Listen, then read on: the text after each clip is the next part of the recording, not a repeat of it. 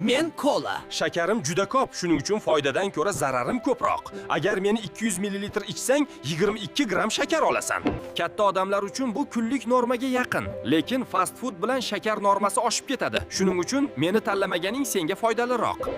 Bolalar va o'smirlar, shuningdek homilador ayollar meni ichish sizga zarar keltiradi. Shuning uchun men siz uchun mos emasman. Shirinligim va gazim bilan qisqa vaqt kayfiyatingni ko'taraman va tetiklashtiraman. TikTokdagi Amanda Jones menga o'xshash foydali kola tayyorlaganini bilarmidingiz? Guava ta'mli gazlangan suvga ozgina balzamik sirka qo'shiladi, ustiga muz solib ichiladi. Aytishlaricha bu aralashma ta'mi bo'yicha meni eslatadi va biroz foydali ham bo'lishi mumkin. Lekin ehtiyot bo'lish kerak. Sirka va gazlangan suv tishlarga zarar yetkazishi mumkin. Buni shunchaki shirin gazli kolaga alternativ sifatida vaqtincha tatib ko'rish mumkin. Yana men qanchalik semirtirishimni tasavvur ham qila olmaysan. Diabet, suvsizlanish va qaramlik keltiraman. Xulosam shuki, men dori emasman. Shuning uchun kundalik hayotda meni emas, suv yoki tabiiy ichimliklarni tanlagan ma'qul. Sog' bo'ling. Agar qiyin bo'lmasa, menga obuna bo'ling.